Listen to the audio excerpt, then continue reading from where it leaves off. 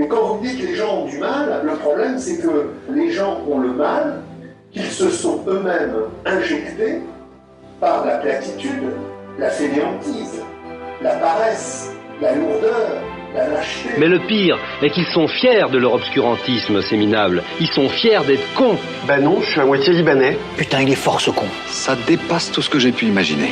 On a repoussé les limites, là. Avec quel prétentieux. C'est toujours pareil. Moi, je. Lire, c'est la compréhension radicale que je veux me tenir debout. Je veux pas ramper, je suis pas un esclave, je veux me tenir debout.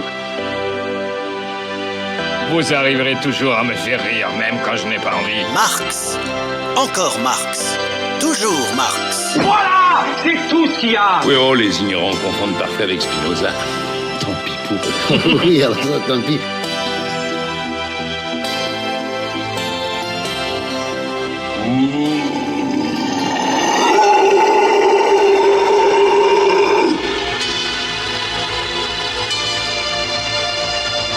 À présent, vous ressentez du désir sexuel pour moi.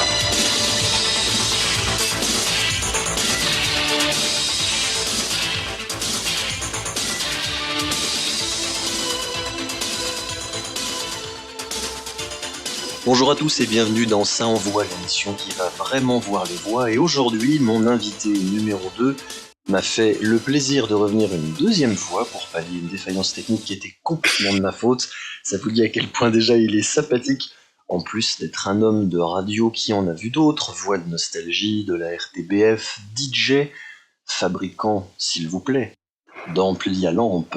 Il a appris l'art avec son papa, il va nous en parler.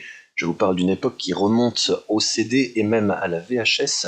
C'est vous dire s'il y a du recul, du professionnalisme et de l'expérience. Aujourd'hui, on reçoit le comédien David Jopard. Bonjour David.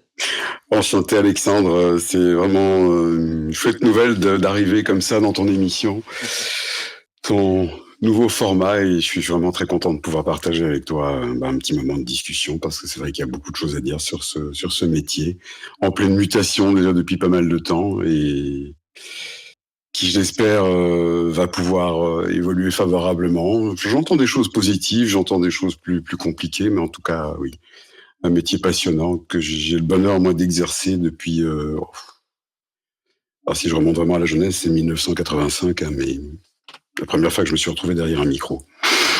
Oui, parce que tu as commencé, et on peut commencer ta présentation par là, tu as commencé la radio très jeune, tu avais 15 ans, tu m'as dit. Oui, Arrivé 15 dans ans. les studios.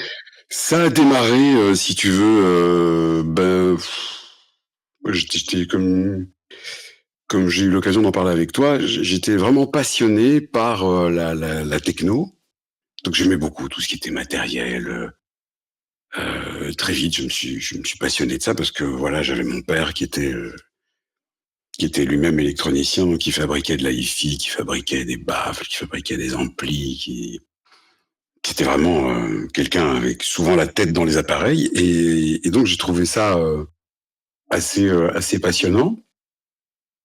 Et du coup, il était aussi mélomane, mon père, donc il aimait beaucoup la musique, il écoutait énormément de choses, et je le vois encore à l'époque sur sa platine en train et dès qu'il entendait le son siffler un petit peu trop sur son disque, puis il changeait directement l'aiguille, oui, il passait, tu sais, la petite brosse pour enlever toute l'électricité statique, les petites poussières et tout. C'était vraiment une grande passion chez lui. Et moi, j'étais baigné de ça, en fait. Et donc, l'excellence du son, cet intérêt pour cette pureté. Et donc, ça m'a amené au matériel, ça m'a amené au fait de vouloir jouer avec ça, de vouloir y toucher. Et donc, c'est ce qui m'a amené un jour à la radio, le fait de pouvoir jouer avec une console de mixage. Et cette première expérience radio m'a amené au micro, assez étonnamment. J'étais pas vraiment venu pour ça à la base, mais il se fait que l'animateur qui suivait l'émission de laquelle je faisais la réalisation n'est pas arrivé plutôt. Et donc on m'a demandé de le remplacer au pied levé. Et puis de là a commencé cette aventure radio. Je me suis dit, en fait, c'est sympa d'annoncer les disques, d'être comme ça aux manettes d'une émission, mais bon, j'avais 15 ans, j'étais encore très très craintif comme ça derrière le micro, et j'ai été étonné du feedback qu'on m'a donné à l'époque. Et voilà. Et puis ça a été le début d'une aventure, une deuxième radio un petit peu plus professionnelle où il y avait des platines, bon, pas les newbies, mais les professionnels comprendront, la SL 1200, qui est vraiment une platine mythique des DJ. Je dois aussi dire qu'à cette époque-là, je me suis aussi mis au DJing, et puis voilà, cette passion de jouer de la musique, de passer des disques, les passer à la radio finalement, pouvoir les annoncer. Et de fil en aiguille, je suis arrivé, c'était en 88-89, dans une radio professionnelle, et puis ça s'est enchaîné jusqu'environ 94, où là, je me suis retrouvé, 90-11, pour la radio du service public belge, la RTBF, où là j'ai travaillé pour Radio 21, qui est devenu aujourd'hui Classique 21. Et puis des années plus tard, il y a eu un très long break en 94, où là je me suis pleinement consacré aux voix. Et je suis revenu un peu en radio en 2014, où là j'ai travaillé pour Nostalgie pendant 4-5 ans, oui. Et où là, j'ai nouveau eu le plaisir de représenter de la musique, d'associer justement la musique club, laquelle je mixais quand j'étais jeune et puis un peu moins jeune, de pouvoir en parler en radio. Ça a été une chouette expérience, mais bon, ça ne s'est pas poursuivi parce qu'on a à un moment été un peu divergents sur la ligne éditoriale de l'émission. Et je me rendais compte qu'on était dans une impasse, donc voilà. Mais sinon, oui, voilà, c'est ce qui m'a amené au micro. Ça a été la radio. Mais j'ai dû me rendre compte très vite que la radio, c'est pas du tout le même exercice que la voix off. J'ai dû me déformater très très fort pour faire de la voix off. Très fort. Ce sera notre fil rouge, l'un de nos fils rouges de cette émission, parce que en plus, tu minimises ton parcours, parce que tu oublies de mentionner que tu es aussi comédien formé académiquement. Tu as fait 7 ans de formation. Donc oui. Tu n'es pas que un technicien radio et un animateur radio, ce qui serait déjà un métier conséquent, mais tu es aussi comédien classiquement formé. Et moi, ce qui va m'intéresser surtout, et pour nos auditeurs, c'est l'approche que tu as par rapport à ça, puisque tu viens de la technique, donc tu as le regard perfectionniste du technicien sur le côté sonique et matériel, et puis tu as la voix qui est venue par la radio, qui est ensuite allée vers la comédie par la voix, la comédie tout court. Comment tu mixes ça par ce prisme-là, par rapport à quelqu'un qui viendrait du théâtre, par exemple, sans savoir ce qu'est une platine, ce qui est mon cas. Ouais. Alors, en fait, je parlais de déformatage, c'est vraiment ça. Hein. Donc, si je remonte plus loin, avant mes années radio, j'avais beaucoup de plaisir aussi à faire un atelier de théâtre avec mon prof de français. On a fait ça quelques années. Et on avait le plaisir de jouer une pièce. Évidemment, c'était ces fêtes d'école de fin d'année où les parents viennent voir leur chère tête blonde et la remise des prix, tout ça. Et donc, il y avait une présentation d'une pièce de théâtre chaque année. Et je crois que j'ai dû faire ça 3 ans de suite. Donc, je trouve ça très sympa. Ça me plaisait beaucoup, ce côté jouer, être dans la comédie, dans l'apprentissage d'un texte. Bon, puis est venu cet aspect musical. J'ai toujours été un peu un touche-à-tout dans ce domaine-là, peut-être. Mais donc, il y a eu la musique, il y a eu la radio qui est arrivée, et là, c'est un tout autre exercice, mais c'est aussi, quelque part, comme le théâtre, on a les spectateurs, on a l'audience en radio, et donc c'était très, très chouette aussi de partager ça, d'avoir des gens au téléphone, de converser avec eux, puis tout cet aspect technique que j'aimais beaucoup. Mais, comme je disais, pour la voix off, j'ai dû vraiment me déformater parce que l'exercice voix off est très, très, très différent de l'exercice radio. Est-ce que tu peux expliquer techniquement en quoi ?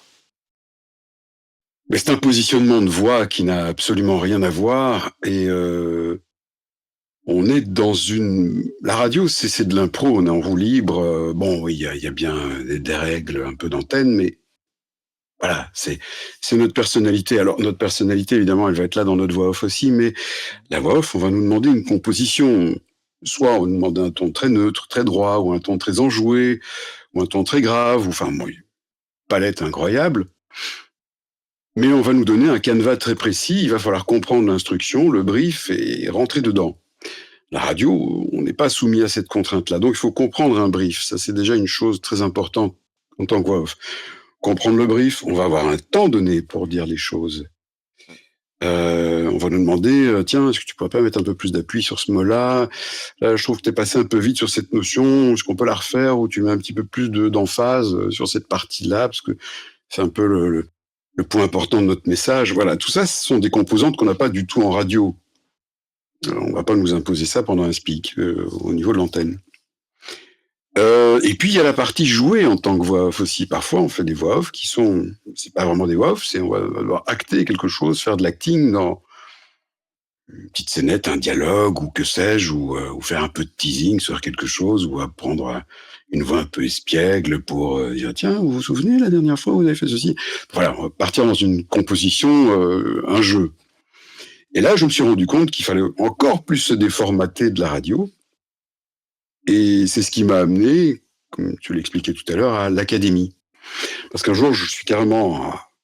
on m'a convoqué, on me dit, tiens, on aimerait bien faire du doublage avec toi. On aime bien t'avoir, on aimerait bien faire du doublage. J'étais très, très, très flatté, très honoré.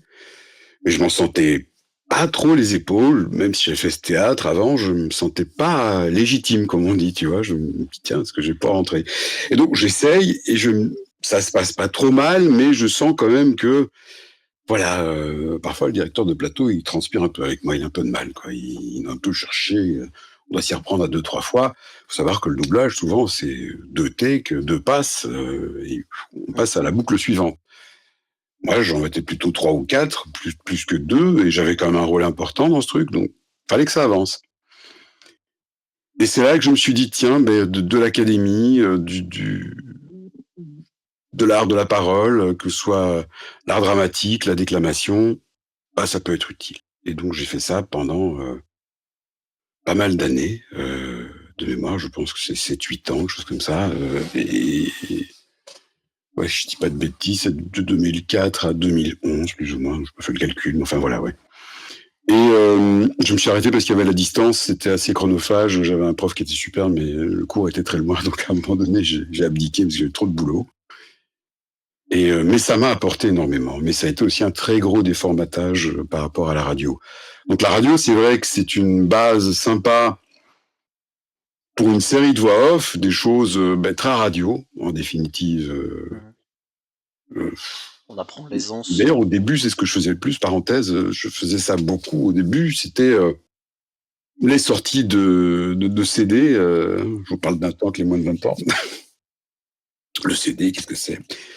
Voilà, on avait à l'époque, l'industrie musicale était encore florissante, on allait se prendre la vague des Napster et autres, tu vois, sites de téléchargement illégaux MP3, et donc là, l'industrie a pris une claque, et puis sont arrivées finalement toutes les plateformes légales petit à petit. Toute cette dématérialisation de la musique, que ce soit dans la radio, qui a très vite accompagné le mouvement, que ce soit effectivement toutes ces plateformes d'écoute, Apple a été très très vite sur la balle là-dessus.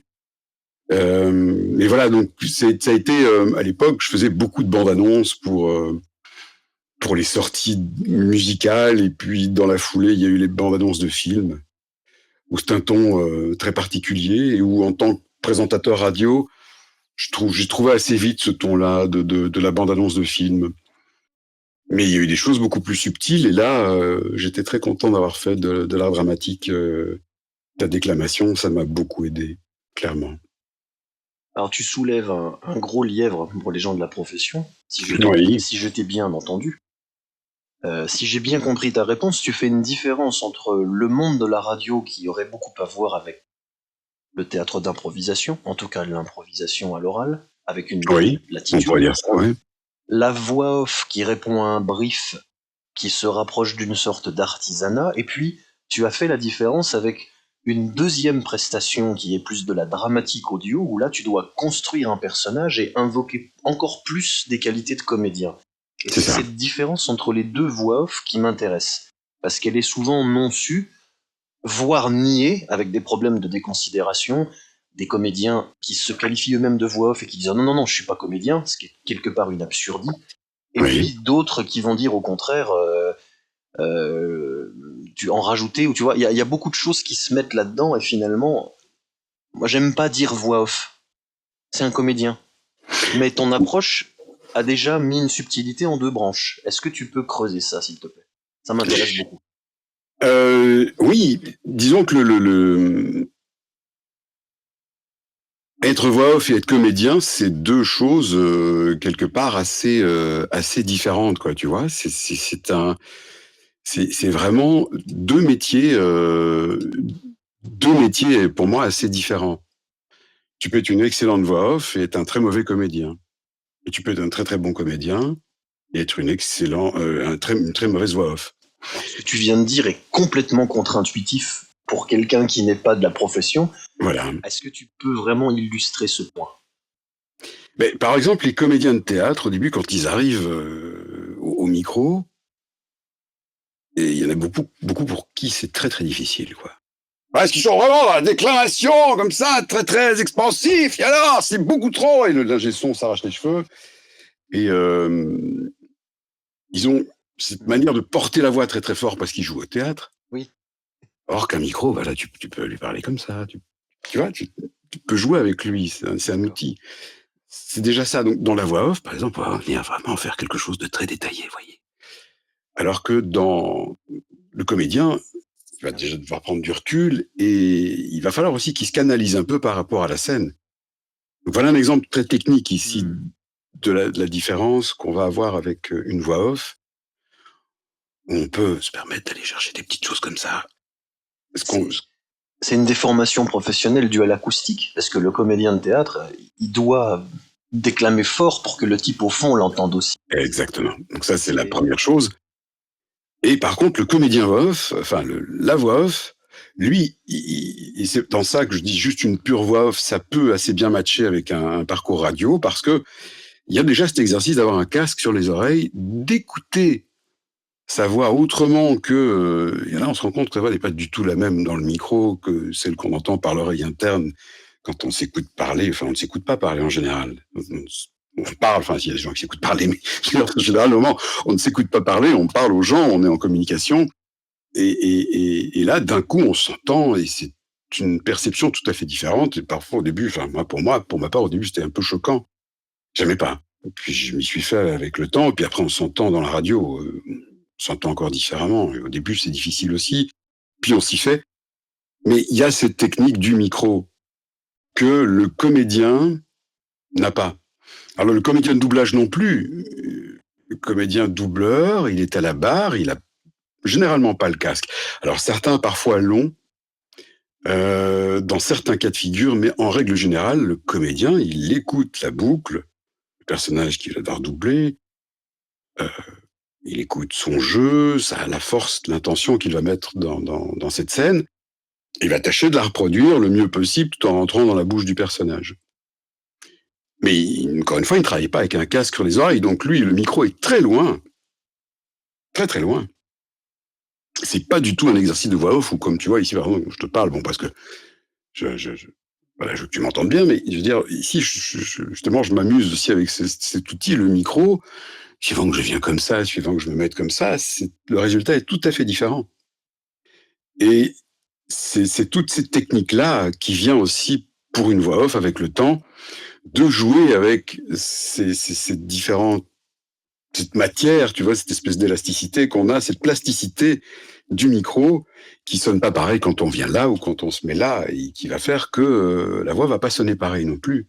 Et que suivant le type de voix qu'on va te demander, quelque chose de plus confidentiel, ben, tu vas t'approcher, et quelque chose de plus porté, ben, soit tu vas rester à une certaine distance, pas trop près, sinon tu vas éclater la pastille, elle va popper, même si tu as ce genre de petit outil, elle va prendre trop, le son va être déformé, et tu vas devoir régler aussi en amont le préampli, pas aller lui mettre beaucoup trop d'énergie et avoir un son complètement distorsionné. Donc c'est ça aussi l'aspect technique très important dans une voix off simple ou une voix jouée.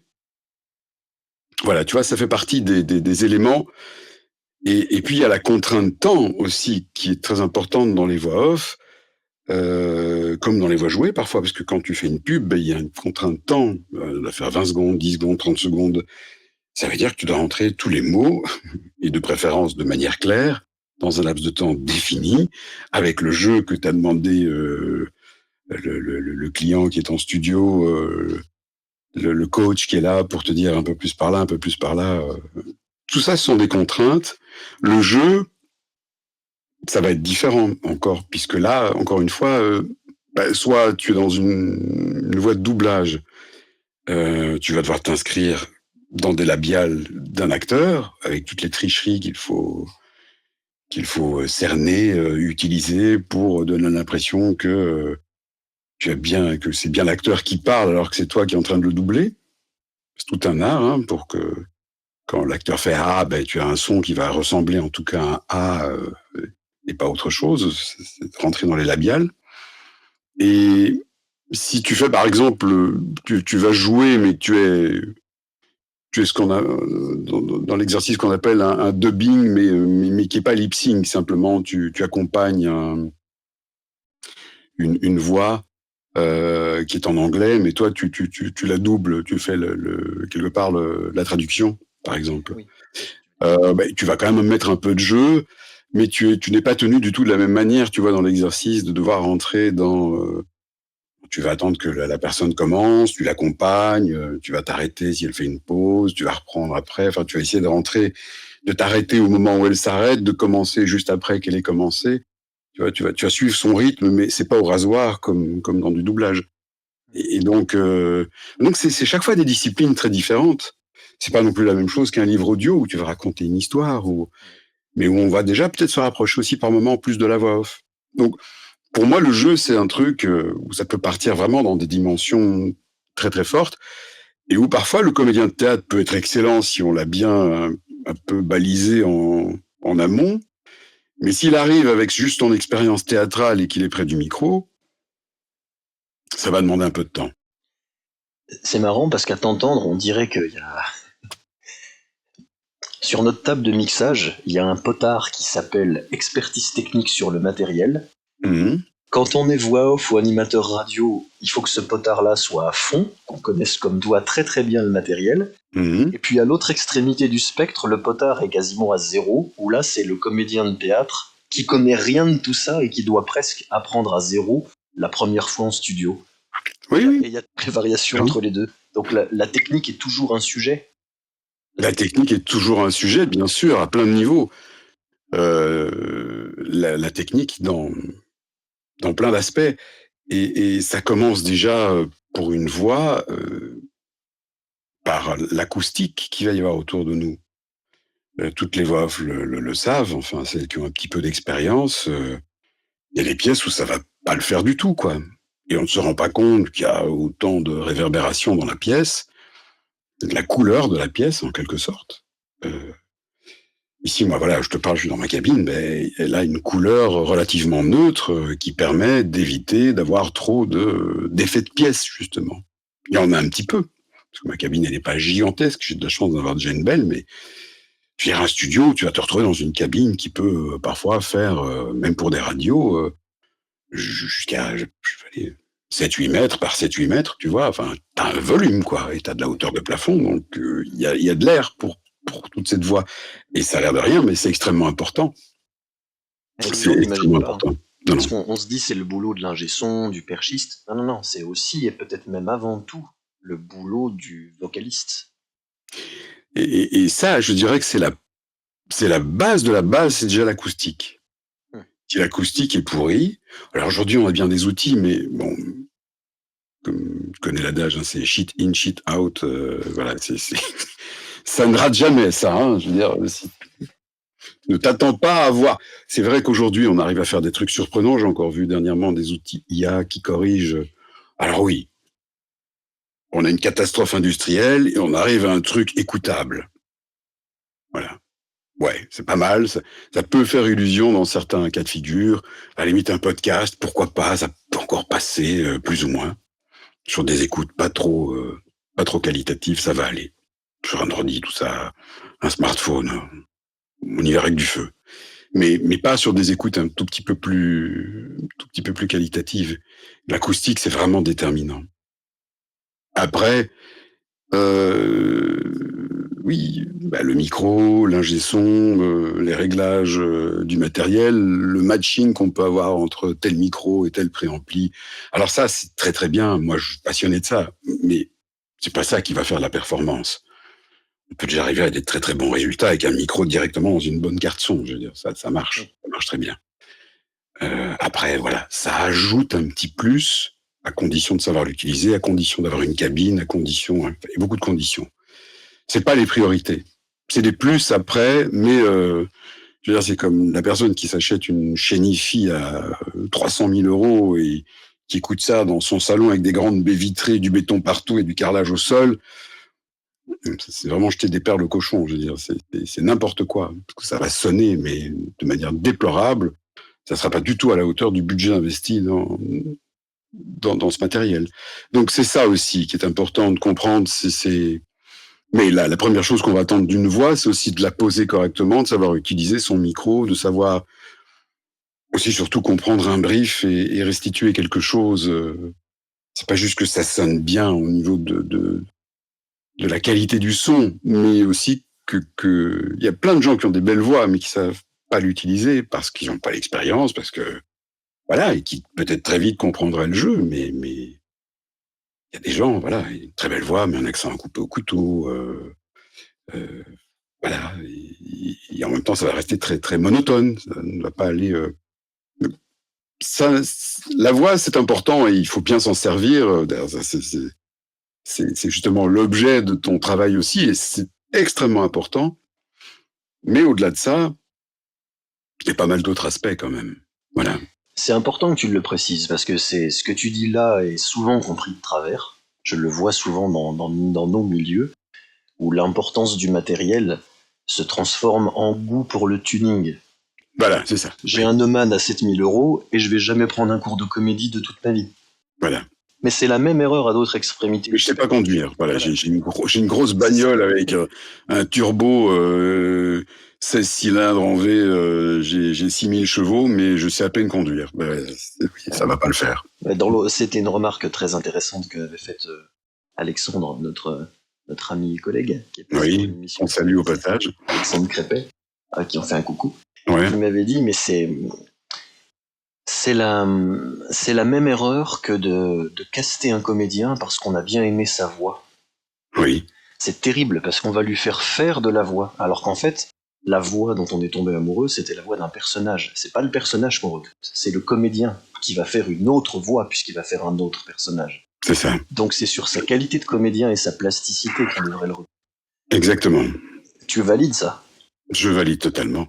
Parce que tu transformes toi-même ta voix selon les personnages et selon les contrats. Mais évidemment, je fais pas bon après, mais c'est un peu malheureusement ce qu'Alexandre décrit, c'est un peu l'histoire de beaucoup de comédiens et de beaucoup de voix. C'est le typecasting le problème? Oui, alors, quand c'est pas du casting au physique dans le doublage. Ah, genre moi, il y avait un chauve, tiens, j'ai pensé à toi. Mais pourquoi? Il n'y a pas d'image? Ça n'a aucun sens. Tu vois, donc non, mais voilà, je te promets que c'est une chose qui existe réellement, et c'est un peu grotesque, mais ça existe. Je fais un peu le cordier de l'émission, mais même en le sachant, je trouve ça quand même. Oui, effectivement, le timbre de voix ressemble un petit peu. Alors oui, ça peut être une piste intéressante, mais qu'est-ce que le comédien a à offrir, surtout, au-delà de la voix?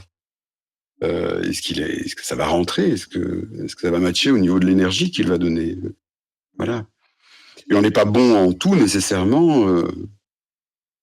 Moi, je sais que je serai pas bon en tout. Je veux dire, il y a des choses que je vais peut-être pas arriver à faire. Donc, il y a un moment, il y a des limites. Mais par contre, il y a des choses que je peux faire. Et c'est ça aussi l'histoire. Je te disais, c'est que parfois on est cantonné. Tu vois, on a eu un personnage qui a fait rire ou qu'on a trouvé super ou un type de voix. Et alors on t'appelle plus que pour ça. Tu vois, on te met dans la case grosse voix. Voilà. C'est que t'as fait une grosse voix, et alors on t'appelle plus pour des grosses voix. Mais je veux autre chose, les amis. Je veux autre chose. Et c'est très frustrant, ça c'est vrai que.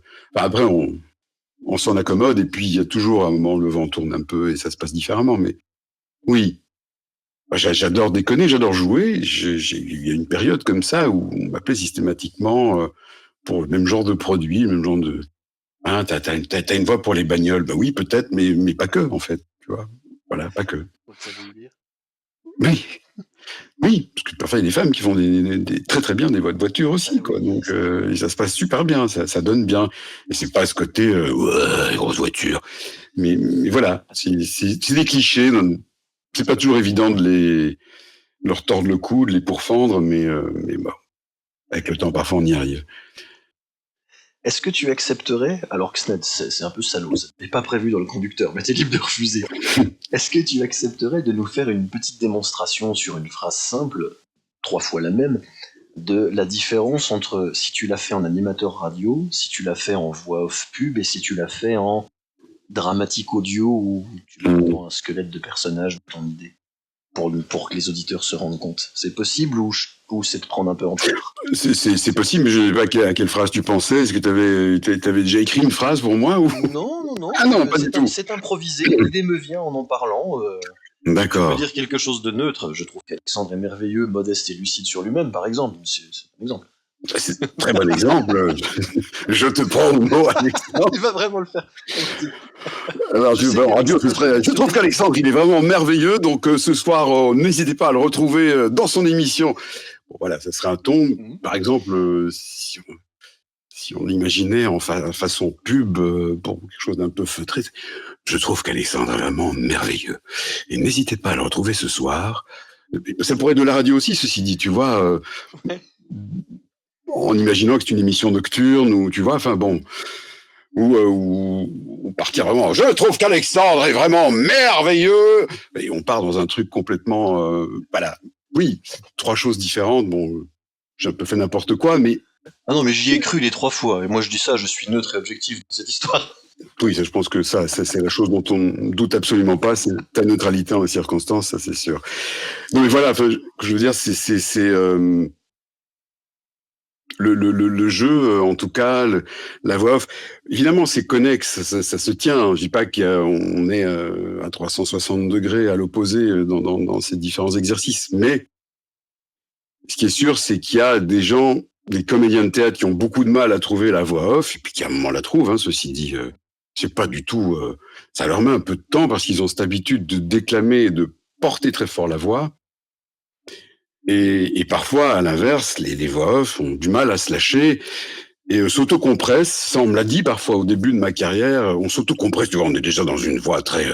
On la maintient comme ça et on ne bouge pas. Et non, on peut se permettre cette liberté. On a du mal au début parce que la radio, c'est là aussi où c'est un côté... ça déforme un petit peu, c'est que il y a une telle armada de traitements de son derrière la voix. Ce qu'on entend dans le casque, c'est tellement ultra gonflé, boosté, cadenassé. Il y a 36 000 effets sur une voix de radio. Permettre que le comédien aille pas, enfin que l'animateur aille par là ou par là. Tu vois, ici, tu entends des nuances, mais en radio, tu les entends presque même plus. Il faut vraiment s'éloigner très très fort, tellement les traitements derrière viennent rattraper le son. Et du coup, dans le casque, ça donne une perception. Généralement, comme il y a la musique, l'animateur radio écoute assez fort, donc ça donne aussi un rendu dans le casque. Et ça pose une voix d'une certaine manière. Il faut à un moment se décrasser de ça parce que c'est pas du tout la réalité du studio. Donc ta voix est beaucoup plus neutre. On l'a vu quand tu as fait les 3 personnages, parce que là, tu as tout de suite changé ta distance, changé ta corporalité dans ta déclamation, avec un naturel professionnel, mais on voit tout de suite à quel point c'est important. Ton partenaire de jeu, c'est le micro. Tout à fait. C'est pas que toi, quelque part. Oui, c'est vraiment ton partenaire de jeu, avec évidemment les gens qui te coachent, qui te briefent, qui disent vas-y, fais encore un peu plus, ou non, retiens un peu les chevaux. Mais oui, le micro, bien sûr, parce qu'il a aussi ses limites techniques. Tu les connais à un moment très rapidement quand tu as eu l'habitude d'y être et que tu sais très bien que si je crie trop fort et que je suis près du micro ça va pas aller, quoi. Ça va complètement saturer le son, ça va être inaudible et l'enregistrement sera pas bon. sera pas exploitable. Donc il faut faire attention à ça, et ça fait partie des choses qu'une voix professionnelle va gérer, évidemment, naturellement, parce qu'elle le sait, elle a l'habitude.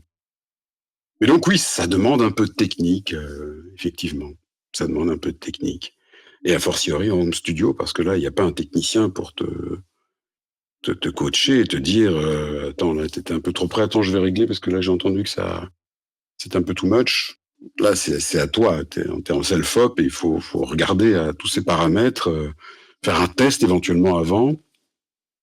Voilà, mais voilà, c'est aussi, pour moi, la différence, tu vois, de travailler, par exemple, si je reviens aux techniques, le home studio, je disais tout à l'heure, un micro dans un préampli directement, ça fonctionne très bien. Mais le fait d'avoir dans une carte son directement, ça fonctionne très bien. Mais le fait d'avoir un préampli, éventuellement une très légère compression qui va permettre un petit peu de cadenasser les niveaux de voix, ce sont des plus. Mais il faut pouvoir les utiliser avec beaucoup de doigté, parce que ça peut aussi flinguer complètement le son si on ne fait pas attention. Donc oui, ça fait partie vraiment de toute une expertise technique à avoir. Je dis a fortiori, et ça depuis 2020, beaucoup de voix se sont mises en home studio.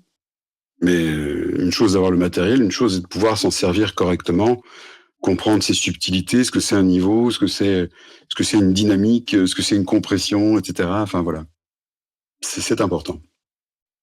Et toi qui as cette expertise technique, alors, faut qu'on en parle un moment, puisque c'est le sujet du moment. Tu m'as même conseillé un film sur le sujet que j'ai vu depuis, qui est le film Her, avec Joaquin Phoenix, sur le sujet des IA.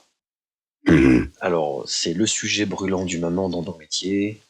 On entend tout et son contraire. Ça ne sera jamais aussi bon qu'un comédien vivant, les IA. Le doublage va disparaître dans quelques années. On est tous morts, il va falloir qu'on se reconvertisse. Et tout ce qu'il y a entre les deux. Avec en plus dedans tout le dumping par les plateformes low cost auxquelles on ne fera pas de pub, mais tout le monde aura compris de quoi on parle. Les gens font des petits produits pour 10 €, 15 € et viennent casser le métier pour les deux. Au milieu de tout ça, que penser de chimère, vrai monstre qui va tout dévorer, quelque chose entre les deux? Il n'y a personne qui a la boule de cristal. Moi, je te dirais que ma vision de ça, par rapport à ce qui se passe actuellement, tu parlais du film Her. On peut rappeler qu'il est sorti en 2013. Donc, c'est vers 12 ans bientôt. Tu me confirmes, c'est un film prodigieusement avant-gardiste. C'est bluffant. Moi, j'ai pas vu en 2013, je l'ai découvert beaucoup plus récemment. Et quand je l'ai vu, je me suis dit, waouh, quelle claque! Mais quelle claque, ce film! Et aujourd'hui, tu me confirmes aussi, on est à 2 doigts de ce truc-là. On est à 2 doigts. J'invite les gens à regarder ce que peut faire, je crois que c'est Geek Concept qui avait fait cette chaîne YouTube où on parle de ChatGPT 4O, O pour Omni, donc multimodal, qui comprend l'image, le son, des graphiques, enfin c'est hallucinant. Et c'est surtout la manière dont cette IA, ChatGPT, interagit avec le commun des mortels. C'est à tomber par terre. On pourra peut-être mettre éventuellement je la retrouverai, je te l'enverrai, la vidéo en lien pour que les gens se rendent compte qu'ils aient un peu Her et puis qu'ils voient ce fameux ChatGPT. Et d'ailleurs, la vidéo à laquelle je fais allusion, on parle de Her aussi dedans parce que on y est pratiquement à quelques artefacts près encore dans la sonorité de la voix. Ça faisait très longtemps que je n'étais pas senti aussi bien avec quelqu'un. Ça fait quoi d'être vivant dans cette pièce, là maintenant? J'aimerais te prendre dans mes bras et te toucher. Comment tu me toucherais?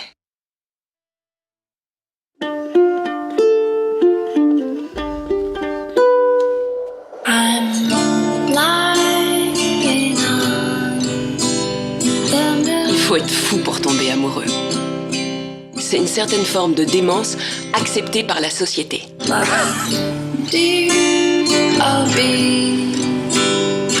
Comment un papa ordinateur appelle son bébé?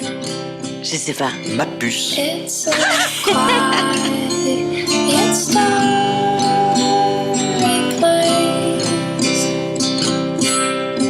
que je suis avec toi là, tout de suite. Je n'ai jamais aimé personne comme je t'aime.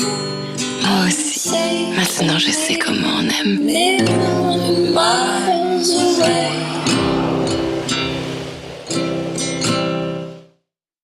Ou par moments, ça peut peut-être encore un peu glitcher, c'est peut-être encore un peu métallique, mais le jeu de la voix est absolument saisissant.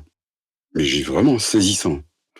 À un moment donné, dans cette vidéo, on voit un gars qui dit tiens, je sais pas trop comment me saper, là, j'ai une réunion, et il se met un chapeau genre Bob, là, tu vois, enfin, ou un peu Indiana Jones, là, enfin, un chapeau vraiment moche, quoi. Et il a vraiment l'air de rien. Et il y a une demi-seconde et on entend la voix de l'IA éclater de rire. Et il lui dit ça, c'est un sacré chapeau, hein, mon gars. Ça va te distinguer. Bon, peut-être pas tout à fait de la bonne façon, mais humour, rire, etc. Et une analyse absolument hallucinante du contexte et de la question qui lui a été posée. Est-ce que ça va si je mets ce chapeau-là pour... Bah, peut-être pas, en fait. On est là. L'IA lui répond comme ça. C'est une IA, c'est pas quelque chose d'intelligent. Enfin, on parle d'intelligence artificielle. C'est un oxymore, oui. Ça n'est pas une intelligence, mais c'est un cerveau immense de statistiques, de calcul à une vitesse sidérante. Et notre cerveau, quelque part, il est souvent aussi dans la stat, dans des choix. Oui, non. On a une infinité de nuances dans notre vie de tous les jours, mais il y a beaucoup de choses qui sont des choix très binaires. Et là-dedans, l'intelligence artificielle, là, elle nous met une misère absolue. Et on peut quand même aller très très loin dans ces choix un peu binaires, en fonction de statistiques, de probabilités, et c'est redoutable quand même. Il faut se rendre compte, ça va de plus en plus vite. Je voyais il y a pas longtemps là que Google a sorti ses nouveaux processeurs Quantum, donc des processeurs quantiques qui font très peur. Parce que leur vitesse de calcul est absolument faramineuse. Les septillions, je crois, je ne sais même plus le nombre de chiffres que ça représente, c'est 14 zéros, 40 zéros, je ne sais plus. Enfin, ça dépasse l'entendement, c'est monstrueux. Et donc des calculs qui auraient pris 10 ans vont se faire en une seconde. Enfin, est-ce qu'on se rend compte de ce qui se passe? Donc ça, ces vitesses de processing avec la big data, oui. Ça va révolutionner le métier. Ah, je pense. Moi, pour moi, la plus grande crainte, en super je prends un petit peu d'eau. La plus grande crainte pour moi, c'est la version hybride. Je bois un petit coup. Si tu veux, ce qui m'inquiète par rapport au doublage, c'est l'hybridation. Et c'est là où je trouve que l'IA est redoutable pour le moment, en tout cas, c'est que, par exemple, voilà, tu as un comédien dans un film. Le projet des grands majors du cinéma aujourd'hui, c'est de se dire, voilà, on a toutes les voix dans toutes les langues, on a les phonèmes, on a les labiales, on a tous les petits sons de chaque langue, très spécifiques avec les inflexions, etc. On a la dialectique, même la limite l'argot, les élisions, enfin toutes ces petites subtilités de langage, on les a toutes, elles sont dans la machine. Et du coup, on peut utiliser le timbre de voix d'un acteur comme une couleur qu'on va mettre sur toutes ces déclinaisons dans toutes les autres langues. On va pouvoir retoucher la bouche de l'acteur avec toutes les modélisations de labial, etc. Donc, il va se mettre à parler dans une autre langue avec un lip-sync parfait.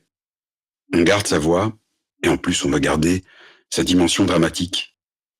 Le jeu qu'il a mis, qui a été le choix du directeur du film, mais qui a dirigé tout ce film, il a dit, ouais, ça c'est la bonne, on la garde.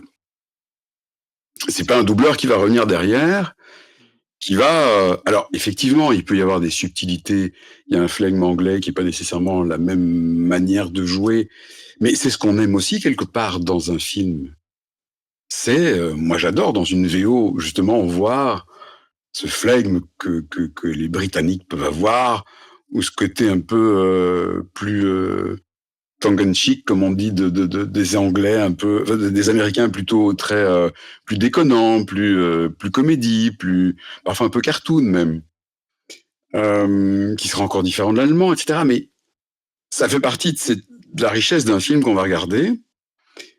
Et moi perso, j'adore le jeu original parce que je trouve que c'est celui du film. Il est cohérent avec le film. Et j'ai parfois vu de très très très bonnes adaptations VF. Loin de moi de dire que le doublage est mal fait, hein. J'ai vu d'excellentes adaptations. J'ai aussi vu des massacres dans le doublage. Beaucoup moins en français parce que c'est quand même, il y a une excellence de doublage. Mais il y a des langues où clairement, j'apprenais il y a pas longtemps d'ailleurs que si une boîte d'intelligence artificielle, qui est Eleven Lab, dont on parle beaucoup, qui est un peu la référence, avec beaucoup de controverses, sont en Pologne. Parce qu'en Pologne, justement, le doublage, il est pourri. Et donc, c'est intéressant d'avoir un outil comme ça chez eux. Parce que les doubleurs, chez eux, c'est pas bon. Donc là, ils ont attaqué un segment où ils pourraient potentiellement crever le plafond à un moment par l'avant-garde qu'ils ont, l'avance. C'est pas les meilleurs, hein, il y en a d'autres. On oublie souvent l'IRCAM en France, qui a été une des premières à s'occuper de l'IA et des modélisations de voix, et qui avait d'ailleurs enregistré André Dussolier. Je me rappelle, c'était assez bluffant. Il disait, on était en 2014, hein, il disait, c'est encore un peu perfectible, mais il était très impressionné. Il y a 10 ans. Je te laisse deviner où est l'IRCAM aujourd'hui dans cet exercice. Ça doit être bluffant. On en parle beaucoup moins, mais c'est vraiment des gens qui sont à la pointe de cette techno, hein. Donc, moi, je pense que l'hybridation, tu vois, là où il y a quand même encore une intervention humaine, il y a une voix humaine à la base, il y a un jeu humain.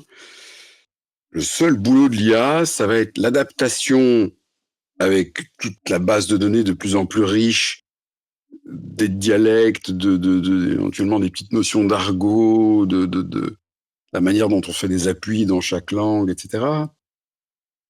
Des expressions idiomatiques qu'on peut avoir qui sont pas forcément pas les mêmes. Tout ça, c'est de la stat, tu vois, avec des processeurs hyper puissants et de la base de données, ça peut faire très très mal. Et en plus, il y a quand même toujours la composante humaine de base qui est la voix de l'acteur. C'est très différent d'un text-to-speech. C'est la mort du doublage, mais pas forcément d'autres métiers de la voix. Alors, je sais pas si c'est la mort du doublage. Peut-être un formule choc qui va trop loin, mais là, je me demande Mais ça va faire, incontestablement, ça va faire mal. Je suis pas hyper optimiste parce que j'ai l'impression qu'il va y avoir une telle économie d'échelle aussi entre tous les gens qui font l'adaptation, tous les gens qui font, tous les comédiens doubleurs, toute la gestion, les directeurs de plateau, toutes les copies de films à envoyer, toute cette énorme gestion, les sessions de droit, blablabla. Enfin, il y a un administratif, il y a quand même une sacrée machine dans le doublage. Et c'est terrible pour cette industrie, ce qui se passe en ce moment. C'est très inquiétant. Je ne sais pas ce que ça va donner, mais en termes d'efficience, à la vitesse où ça va, j'ai quand même pas un bon feeling. Et à part des puristes qui aujourd'hui travaillent toujours en 35 mm, tu vois, ils veulent pas travailler en numérique. Non, ils veulent pas des effets spéciaux, ils travaillent sur site, etc. Il y en a. Il y en aura toujours. Mais quelle est la proportion? Voilà. Il y a toujours des musiciens. Le live reste quelque chose de fabuleux. Mais bon, je vais prendre les JO de Paris, par exemple. On a vu des orchestres, etc. Mais tout était sur bande, hein, faut pas se leurrer quand même. Hein. Tout était sur bande. Dans des shows de cette dimension-là, des milliards de téléspectateurs, on n'a pas droit au plantage. Alors il y a peut-être du live à un moment, mais il y a le doigt sur le curseur, la moindre, on shift. Obligé. Donc c'est enregistré, c'est déjà prêt. J'ai vu qu'il y avait eu de la controverse d'ailleurs par rapport à la prestation de Céline Dion, qui était remarquable par ailleurs, mais beaucoup disent non, ça tombe, elle a été ce qu'on a entendu, c'était l'enregistrement. Je n'en sais rien, je me prononce pas, mais c'est évoqué. Donc c'est dire. Donc oui, le live, le live est toujours là, la scène c'est fabuleux, c'est une émotion, c'est une instantanéité, c'est les comédiens derrière un micro. Je pense qu'il y a une énorme pertinence à garder des comédiens de doublage sur des dessins animés, des animés, etc. Des Pixar, etc. Tout ça, c'est magique. Puis on reconnaît des voix, on aime bien. Il y a une identification. Mais je pense que pour des personnages bien réels, des acteurs, on a été habitué à entendre les voix de doublage jusqu'à présent. Peut-être que ça va se maintenir, mais pour le même coup, ça peut tout à fait disparaître. Ça peut être à un moment donné, et les voix de doublage n'étant pas immortelles, alors soit on peut se dire on continue à les utiliser en IA, mais quelque part, dans l'intention, dans le jeu de l'acteur de base et dans le choix du directeur du film, dans la simplicité de la gestion de ce fameux doublage à l'échelle mondiale, si tout est centralisé à Los Angeles, voilà, ils ont les outils, ils ont fait le film, toute la post-prod est faite là-bas chez eux avec toutes les voix IA, ils ont accès aux bases de données des voix de toutes les langues, etc. L'acteur, on lui propose un cachet un peu plus élevé, éventuellement, qui sera toujours nettement moins cher, à mon avis, que tout le coût du doublage. Il faut voir, j'ai pas toutes les équations, tous les chiffres. En termes de temps, en tout cas, je pense que ça va déjà être énorme. Le gain de temps dans une société où on veut toujours aller plus vite, plus vite, plus vite, plus vite. Je pense que, tu vois. Non, je dis voilà, à mon avis, le coût économique, le coût en termes de temps, la simplification entre guillemets de la gestion. T'appuies sur un bouton, tu jettes le film dans une plateforme et il te sort les 15 ou 20 langues d'un coup comme ça. Après, il y a peut-être un contrôle qualité à avoir derrière, évidemment, dans un premier temps, et puis au fil du temps, le modèle s'améliorant tout le temps. Je ne sais pas, je suis dans des projections, je me projette, j'ai peut-être tout faux, je l'espère, pour toute cette profession. Mais de ce que j'ai, voilà, sur base de ce que je sais, moi, aujourd'hui, de mon champ de compétences,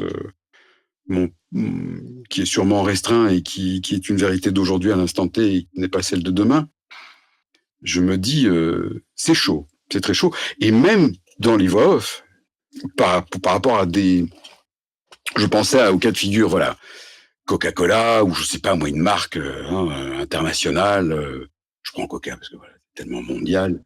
On a enregistré un spot fabuleux aux États-Unis pour Coca. La voix américaine est une voix absolument magnifique. Elle a fait une très belle interprétation. Et le producteur du spot, Chuck, là, il déchire dans ce spot. Mais j'ai envie qu'il soit monde entier. Ouais. On l'adapte en IA. Moi, je veux qu'on garde sa voix et son jeu. Il va parler toutes les langues. Qu'est-ce qu'on fait? Ça va arriver, immanquablement. Ça veut dire aussi que pour la boîte de prod qui a créé le film à la base, qui a convoqué, après toute cette boîte de prod, ils ont peut-être leur studio, ils ont convoqué Chuck qui est venu faire la voix off, et Chuck, il a été formidable, et bon, on fait la version internationale, hein, on disperse, ouais, bon, ça va passer là, ok. On demande à Walter d'ingé son, là, il va s'occuper de mettre tout ça dans la moulinette et ça sort dans toutes les langues. Ouais, c'est quand même plus rapide que se dire, bon, ben, on va envoyer le film à l'agence machin. Donc j'ai très peur de cette, un peu à l'instar des GAFAM qui ont, comme ça, aspiré tout le flux d'Internet. Aujourd'hui, on se demande presque encore l'utilité d'avoir un site web si on n'a pas les réseaux sociaux pour renvoyer constamment vers son site web. Le site web, il est un peu... Ouh, un site web.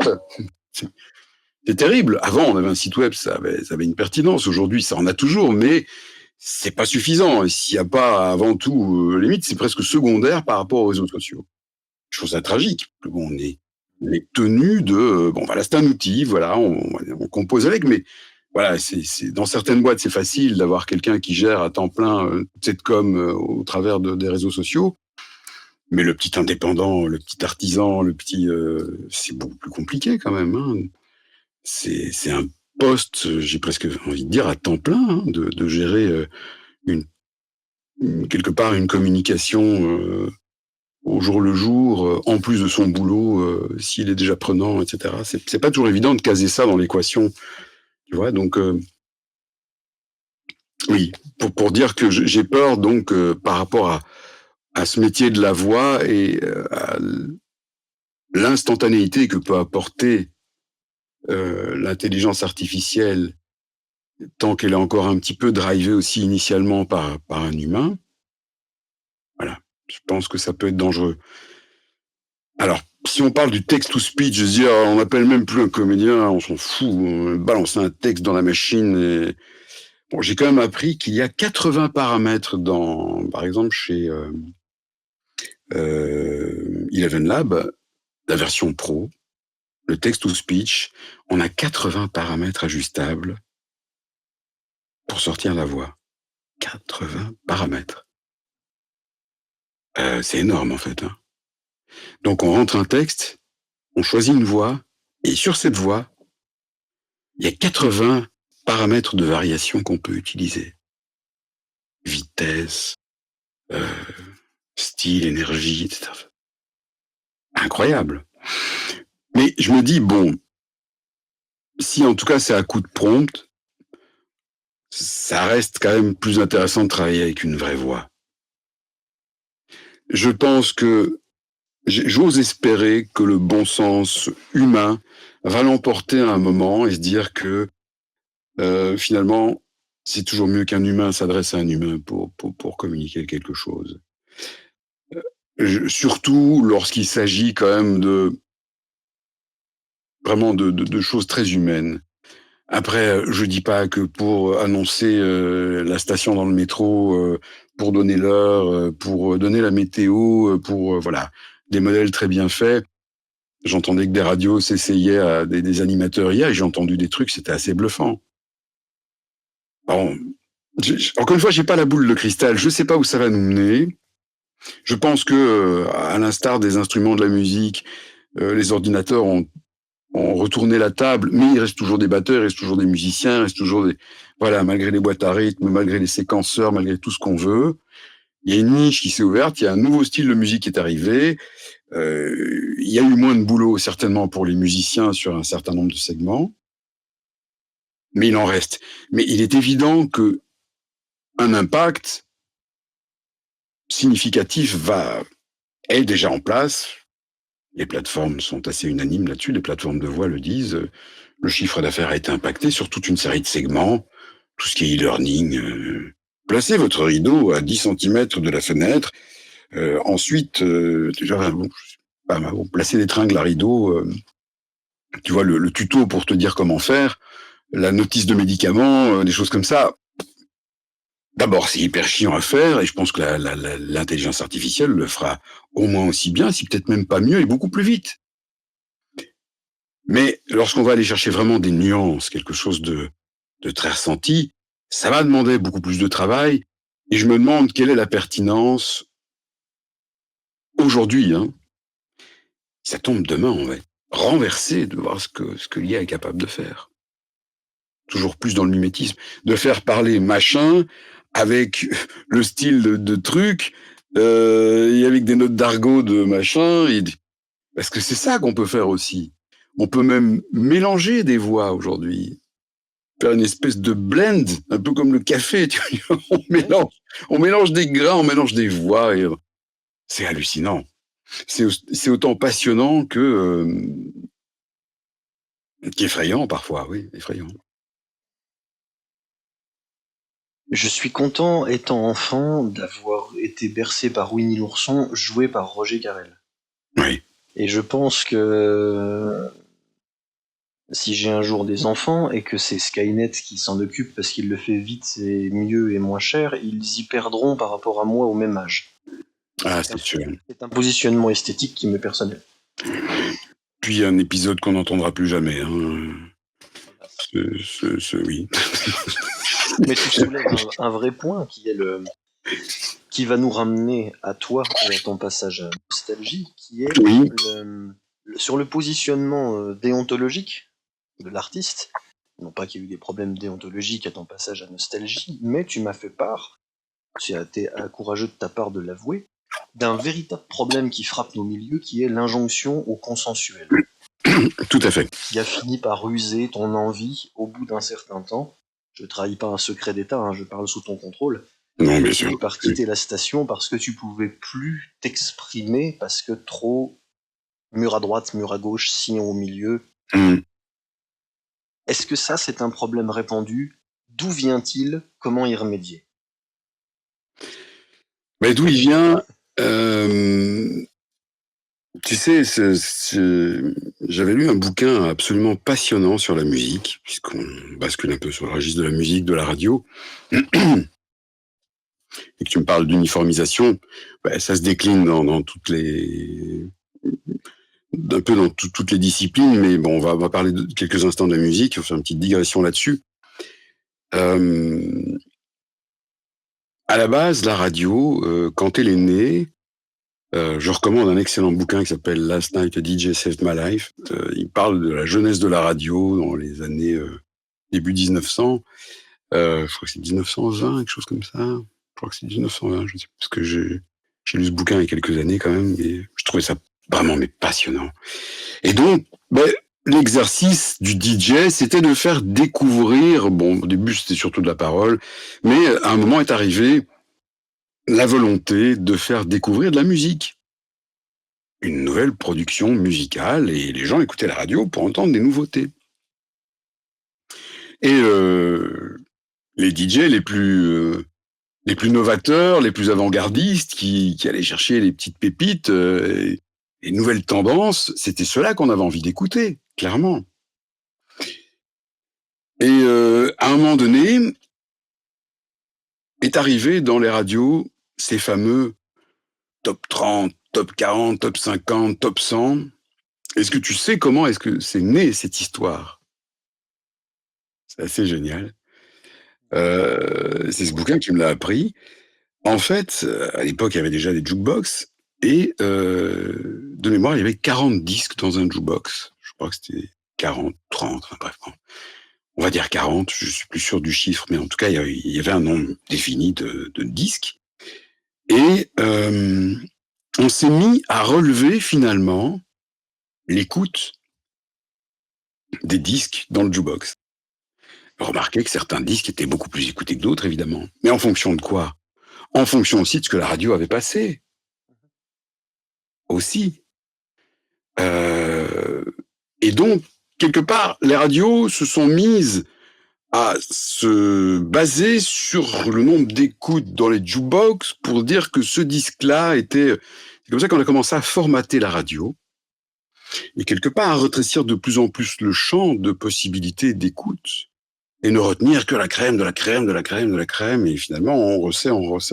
Et aujourd'hui on est dans l'hyperformatage des radios, et le rôle du DJ, qui était à un moment de faire découvrir la musique, c'est le passe-plat maintenant, c'est le pouce-disque. On va entendre le tube du moment. Oui, c'est super d'entendre le tube du moment, mais sinon des trucs un peu frais, un peu neufs, on peut les entendre aussi un peu plus, tu vois.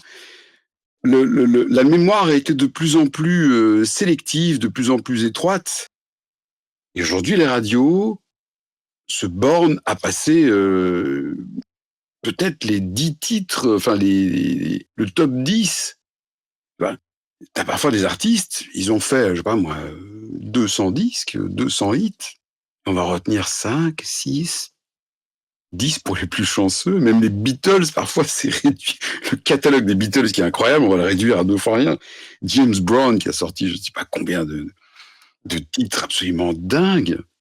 Certains n'ont pas été numéro 1, mais sont restés des semaines et des semaines mais parce qu'ils étaient en dessous d'un certain seuil, disparus. Alors là, j'intercède parce que ça me pose un problème profond de logique formelle. Je m'explique. Quand tu parles aux gens, quasiment tous te disent ce que tu viens de dire, et avec quoi je suis d'accord. Le formatage, c'est chiant. Ça tue la nouveauté. On en a marre. Absolument, oui. On aimerait des choses originales. Oui. Mais le calcul des patrons de radio, c'est de dire si nous formatons, c'est pour gagner plus d'argent parce que c'est ce que les gens veulent. Mais les gens, pris un par un, prétendent l'inverse. Quelqu'un, quelque part, ou ment ou est mal informé. Mais ces deux propositions ne peuvent pas coexister dans le même univers, logiquement. Qu'est-ce que tu penses de l'autre côté du miroir de la radio? Écoute, mais c'est marrant que tu parles de ça parce qu'effectivement, donc est venu, moi je présentais d'abord une émission qui était Nostalgie Partie 90, donc on passait évidemment plein de hits des années 90. C'était vraiment le... Mais bon, il y avait quand même le mot partie, donc à un moment, d'abord, parce que j'avais des disques genre soporifiques, genre Patricia Cass, Entrer dans la lumière, là effectivement c'est un hit des années 90, mais alors pour le mode partie, là, et je le cherchais un peu, tu vois, j'ai dit, écoutez, si l'émission s'appelle Partie, moi j'ai pas envie d'avoir des titres où j'ai plus envie d'aller me pendre et chercher la corde à 3 brins là, à la fin de l'émission parce que c'était grosse déprime. Bon. Donc on a corrigé le tir. Et puis je leur dis, mais cette émission est chouette, mais pourquoi ne pas élargir finalement le concept Partie et de faire vraiment une émission club, vraiment avec des disques qui ont été si on les entend, ça va être des Madeleines de Proust de notre adolescence, de cette époque où on a joyeusement fait la guinche, on partait à 11h le soir, on rentrait à 8-9h du matin, on faisait le tour des boîtes, on entendait des trucs qu'on n'avait jamais entendus ailleurs. Bon, moi, j'ai peut-être eu cette chance quelque part de sortir à une époque où il y a eu vraiment une explosion musicale incroyable, à la fin des années 80, et il y a eu vraiment cette explosion de la musique électronique dance. Bon, il y avait déjà eu des précurseurs, hein, mais vraiment là, une explosion incroyable. Et il y a eu cette fameuse New Beat notamment, qui n'a pas été non plus extrêmement diffusée en radio, à part quelques titres anecdotiques. Il y a eu plein de morceaux absolument dingues qui ont marqué toute une génération. Et donc mon propos, c'était de ramener ça quelque part à la vie, sur les ondes, de manière un peu intelligente. On n'allait pas faire n'importe quoi, on n'allait pas mettre une version de 10 minutes, on n'allait pas mettre... Enfin voilà, il fallait choisir le bon créneau horaire, mais j'avais envie de ressusciter un peu toutes ces plaques, des tubes aussi bien sûr, parce que bon... Mais quand même, aller chercher un peu quelque chose d'autre.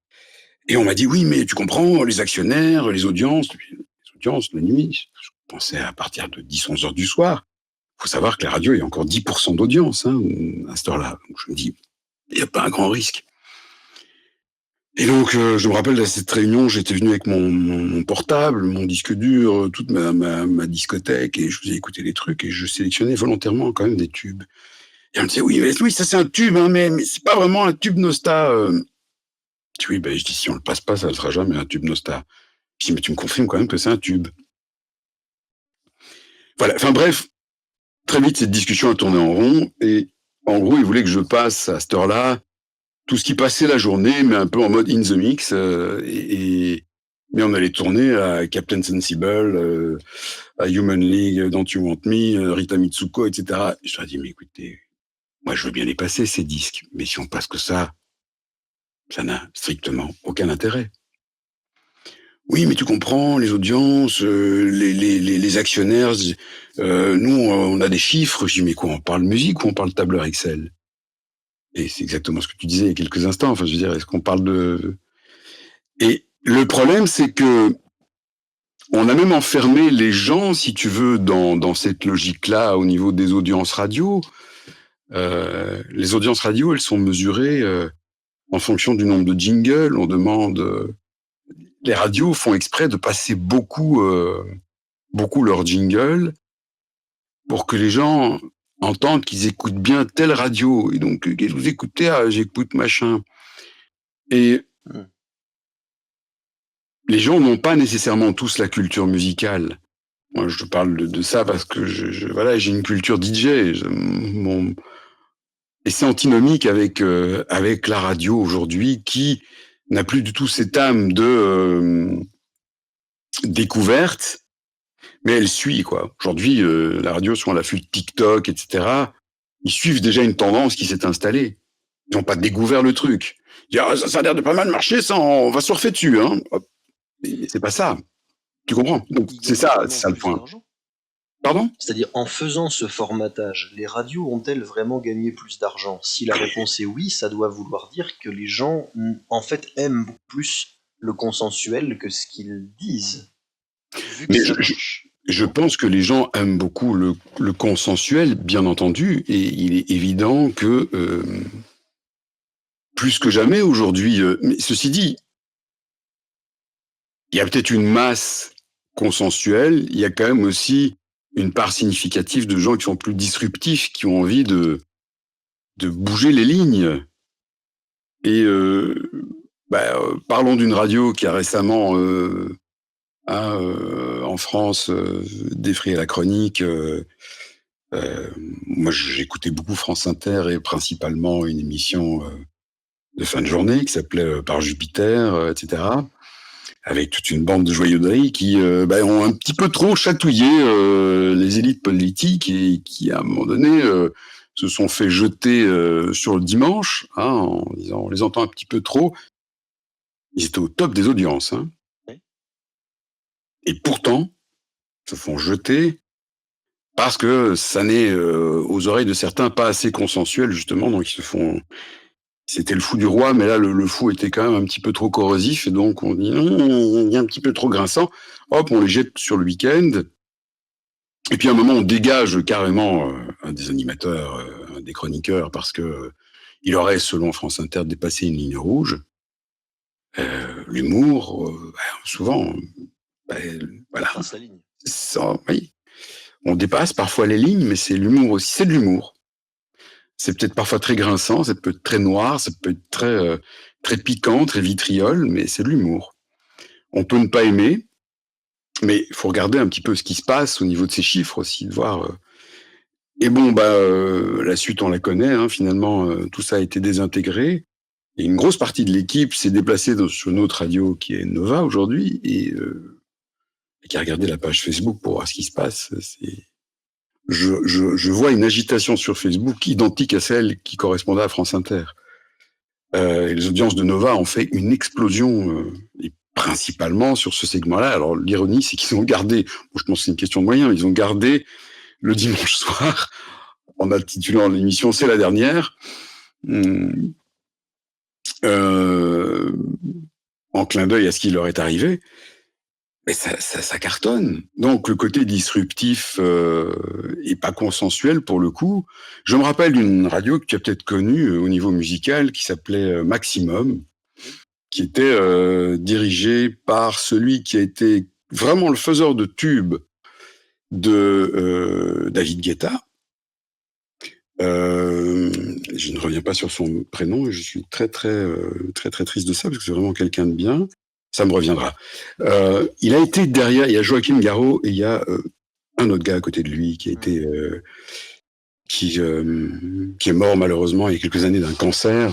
C'est vraiment un très chouette gars. Ça va te revenir ou à moi. Enfin bon, on fera une petite parenthèse, mais paix à son âme et vraiment gratitude parce qu'il a fait beaucoup pour la musique à l'époque. Et c'est lui qui a signé énormément de tubes de David Guetta, les mélodies. Et ce gars-là a fondé cette radio Maximum, et c'était une radio extrêmement club, et elle a cartonné, mais cartonné, on lui a mis des bâtons dans les roues après, et beaucoup se disent qu'aujourd'hui, s'il a eu ce cancer, il a très très mal vécu, enfin ça a été très très dur pour lui, parce que cette radio a rencontré un succès incroyable, je crois que c'est ça qui lui a mis des bâtons dans les roues, entre autres.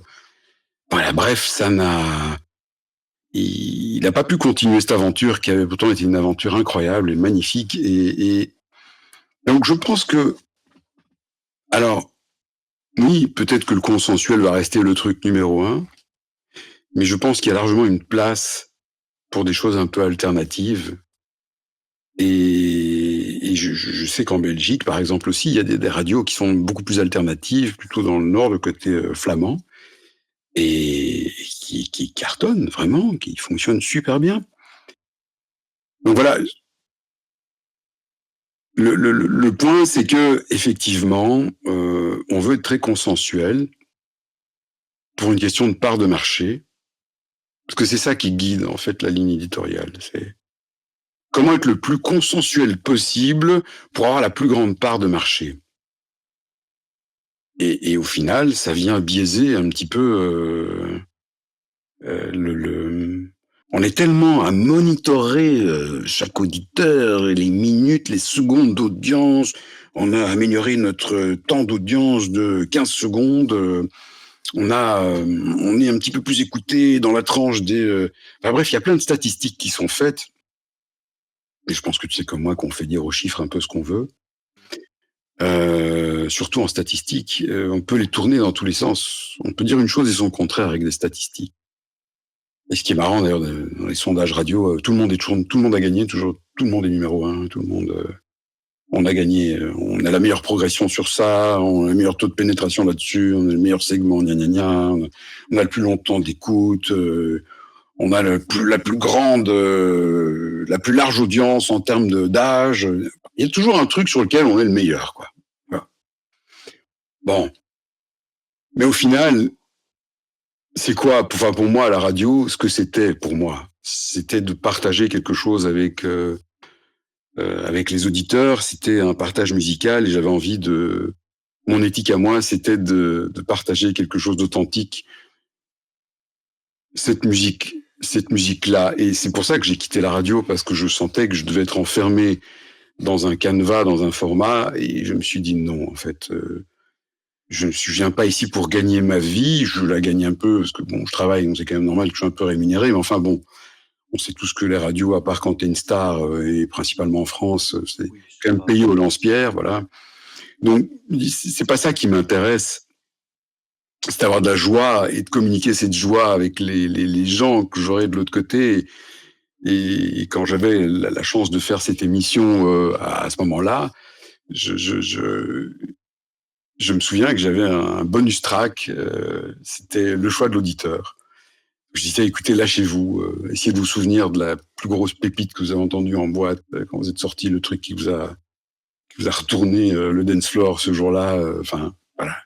Si vous avez des idées, envoyez-moi tout ce que vous avez. Bon, je devrais faire une sélection, mais allez-y, lâchez-vous, faites-vous plaisir, et surtout, n'ayez pas peur d'être les plus originaux possibles. Et j'étais frappé de voir le nombre de gens qui m'envoyaient des titres. J'avais plus de succès dans ce genre de trucs que parfois des concours où il fallait gagner une entrée pour aller au parc d'attractions, machin, ou tu vois, ou un truc pour un restaurant, ou conneries qu'on peut faire gagner parfois en radio. J'étais scié, et j'étais une heure en plus où, tu vois, c'est une heure de mouvement où les gens peut-être rentraient encore des courses, etc. Tu vois, enfin, ce qui m'avait mis dans un segment qui n'était pas le meilleur. Je faisais 18-20, donc c'était une chouette tranche en termes de-d'audience, mais pour envoyer, je veux dire, du gros son, c'était pas le meilleur créneau. Et c'est pas non plus à la base le meilleur créneau pour faire des jeux, parce que c'était le samedi. Donc, mais j'étais frappé de voir l'activité SMS, Facebook, WhatsApp déjà à l'époque. C'était assez incroyable. Et donc voilà. Mais, du coup, j'ai arrêté l'aventure, parce que je me suis dit non. Moi, j'ai envie de m'amuser avant tout, et donc ça s'est arrêté. Et bah oui, voilà. J'avais l'impression de perdre mon âme là-dedans, alors que moi, mon plaisir en tant que... Il y avait le DJ qui parlait en moi, et l'envie de faire, tiens, écoute cette version-là de ce morceau, écoute, tu vois, c'était ça, une découverte, quoi, un partage. C'était ça que je voulais. Et donc, oui, l'hyperformatage, il est là, clairement. C'est que j'ai arrêté la radio pour des raisons très voisines. D'accord. Avec cette...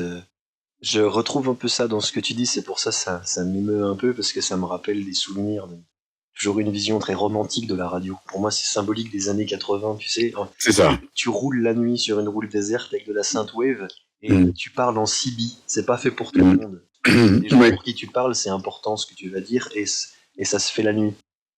Et à partir du moment où tu peux plus faire ça, que c'est juste une voix qui va dire des trucs convenus et attendus et rassurants, et perd ce côté un peu spécial, la magie s'en va. C'est ça. On perd le truc et ça nous tombe des mains. Et c'est un vrai truc, hein, pour les gens, les amoureux de radio qui nous écouteront sauront de quoi on parle.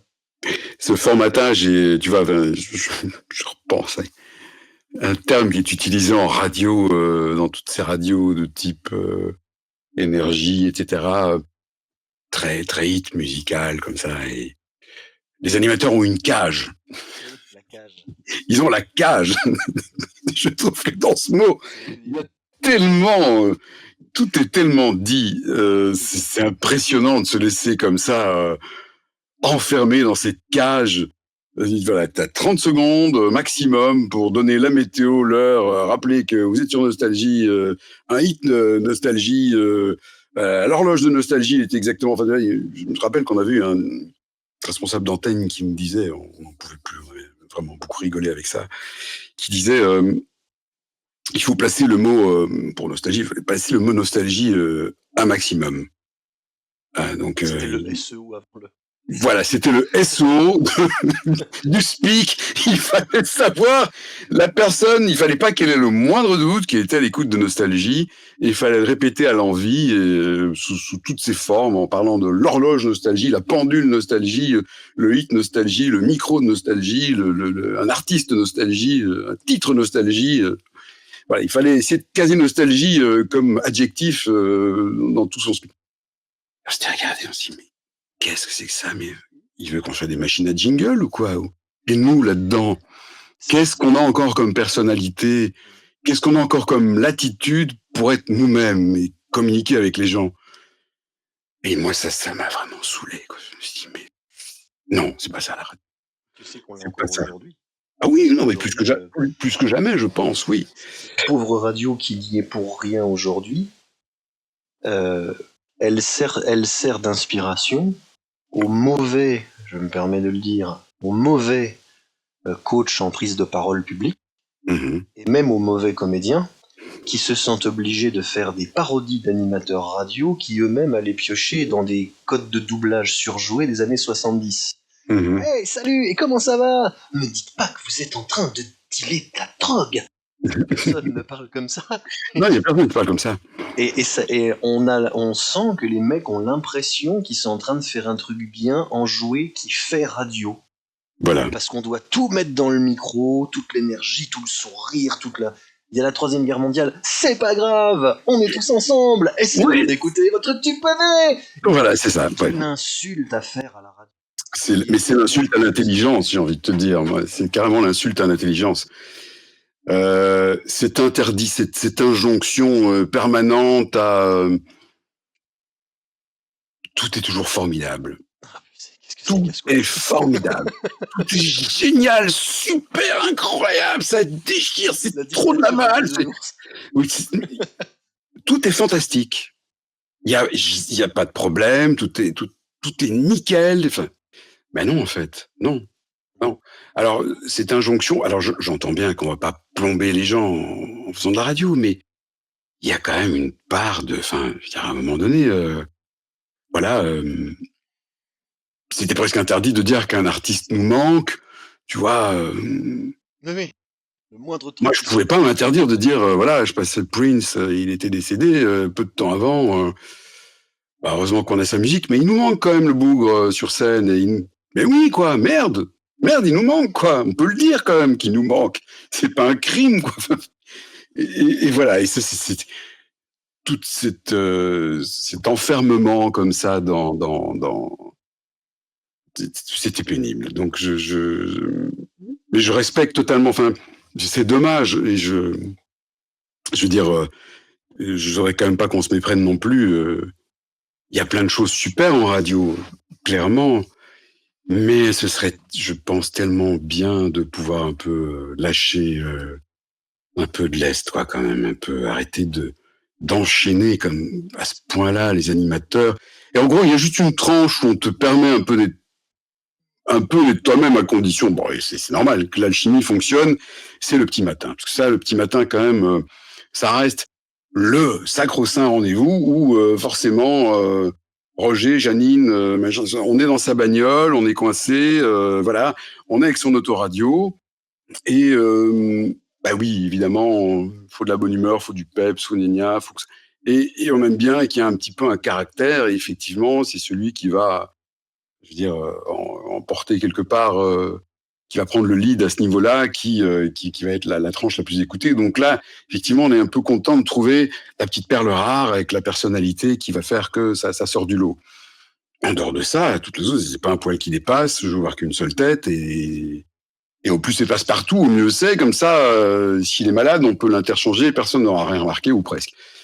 Et c'est quand même un peu dur pour. Pourquoi est-ce que la radio peut pas être justement un peu enjouée tout au long de la journée, quoi? Je veux dire, enfin, qui pas un peu des personnalités. Alors on peut pas plaire à tout le monde. Et c'est ça aussi, on peut pas plaire à tout le monde.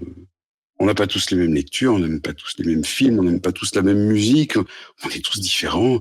Et la radio, et cette idée de consensuel, c'est assez limite à un moment donné, quoi. Enfin, je pense, hein, c'est mon avis, peut-être que je me fourvoie, j'en sais rien. En tout cas, moi, je n'aime pas les choses dans ce sens-là. Je suis souvent plutôt un peu hors format dans plein de domaines et voilà. Et je trouve que c'est important, quoi, d'essayer de garder un peu de personnalité, un peu un peu de saveur, un peu de sortir un peu. Parce qu'alors finalement, l'IA aussi, pour revenir sur le sujet, comme elle va nous faire un truc extrêmement consensuel, là on a beaucoup d'inquiétudes à se faire à ce moment-là. Si on n'a pas son énergie créatrice qui vient un petit peu tirer les choses vers le haut et changer un peu la donne, je pense. Enfin, Comme ça n'engage que moi. Hein. Je suis pas la Bible, je suis pas l'Évangile. Loin de là. Hein. Je peux me planter complètement, mais c'est mon ressenti en tout cas tout au long de ma carrière, de tout ce que j'ai pu faire. Voilà, j'aime bien quand ça sort un peu justement du format, quoi, du balisé. Conclusive sur la radio. Imagine demain, tu gagnes à l'euro-million, 50 millions d'euros. Tu peux faire une radio pirate. Tu peux faire une radio sur Internet. Tu peux acheter un studio de radio. Il y a tellement de choses à faire. Tellement. Bah déjà, j'aimerais une radio. Bon, il y en a un. Je crois que j'aimerais faire une radio déjà qui musicalement va un peu bousculer les codes. Ça c'est sûr. Je pense que j'aimerais qu'elle ait quelque part qu'elle soit aussi un haut-parleur mondial quelque part de tout ce qui se passe, de pas être auto-centré comme ça sur notre petit pays, notre petite région.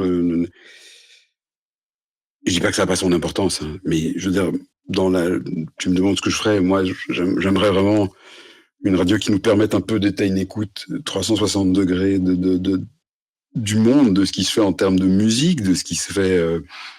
Je dis pas qu'il peut pas y avoir un peu un canevas, on va pas non plus passer de la flûte de Pan ou j'en sais rien. Enfin, je veux dire, voilà. Évidemment, mais pourquoi pas? Mais je veux dire, oui, pourquoi pas? Mais je veux dire, en tout cas, qu'il y ait, on peut mettre aussi un fil rouge à un moment donné, c'est pas la question, mais que ce soit vraiment ouvert. Et ce que j'aimerais par-dessus tout, ce serait surtout, voilà, un peu à l'instar de ce qu'on fait maintenant, quelque chose une parole libre, où on peut exprimer les choses et les recadrer si des conneries sont dites. Faut pouvoir recadrer.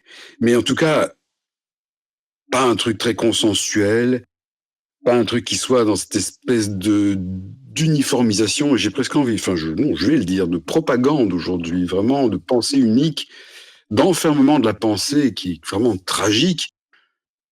Mais comment est-ce qu'on peut croire 2 secondes qu'il y a une pluralité d'informations aujourd'hui, par exemple, quand toutes les chaînes d'infos disent exactement la même chose, ou presque? Mais allons, comment c'est possible? Comment est-ce que c'est possible d'avoir un panel autant diversifié de radio et on entend exactement le même son de cloche partout, la même doxa d'une certaine manière. Bon, je vais pas rentrer dans un débat politique, mais je veux dire, on sent bien qu'il y a quelque chose qui va pas, qu'il y a un muselage. Il y a plein de choses qu'on ne peut plus dire aujourd'hui. J'écoute des comiques, je pense à un mec comme Desproges aujourd'hui, que j'adore, qui est d'une férocité absolue par moment. Son sketch, y a-t-il un juif dans la salle?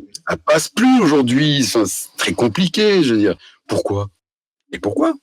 Parce que les gens se répètent, parce qu'ils ont peur qu'on ne peut plus le dire, donc ils ne le disent plus, peut-être. Voilà, on s'enferme de plus en plus dans une autocensure. Et je suis content de voir qu'il y a quand même... Alors, j'ai un espoir que ça se... J'ai l'impression qu'il y a une lame de fond qui se lève tout doucement, et j'ose espérer que ça va continuer. Ça passe ou ça casse, mais c'est insupportable, en fait. On devrait pouvoir... Et si c'est de la merde, si quelque chose de nul est dit...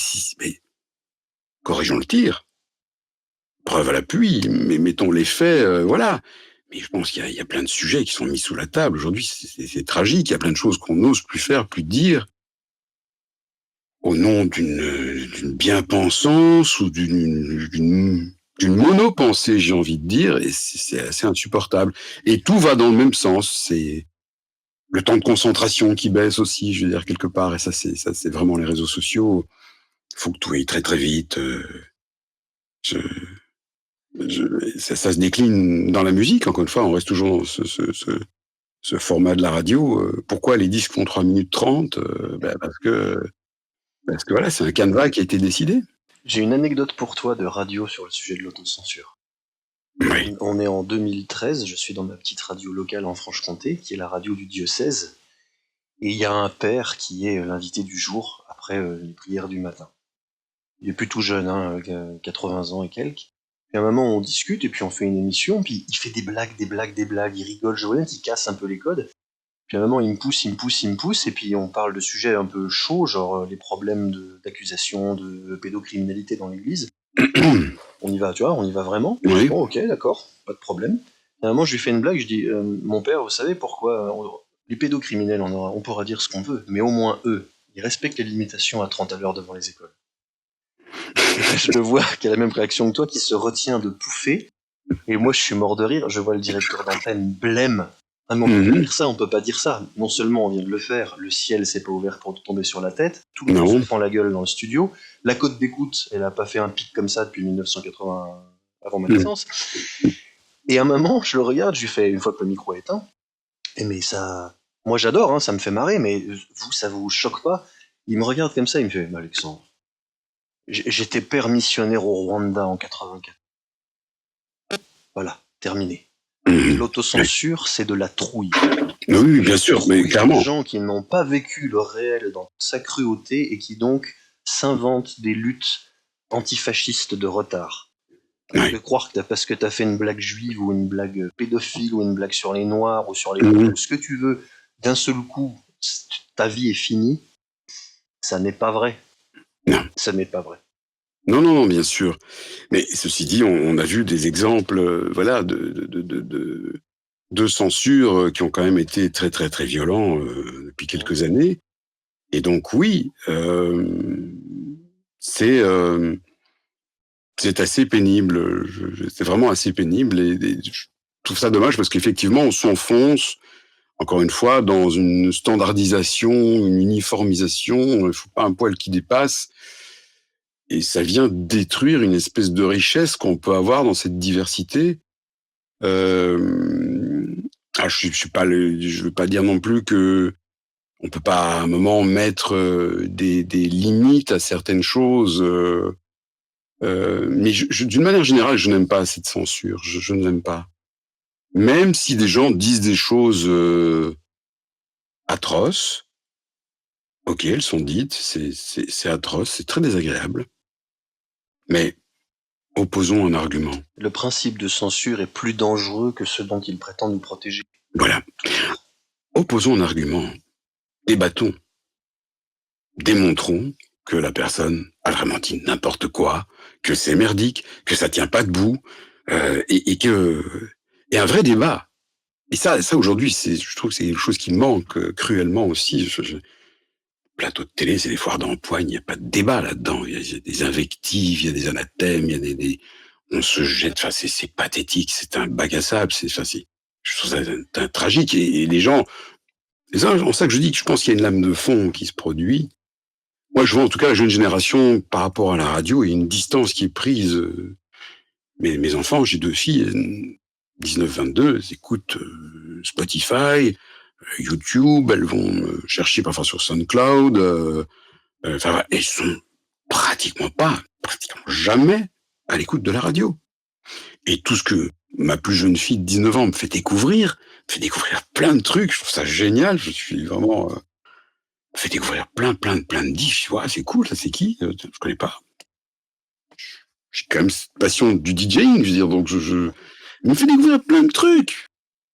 Et je fais une digression, j'avais lancé une web radio, parce que tu m'as lancé sur le sujet tout à l'heure, qu'est-ce que je ferais comme radio?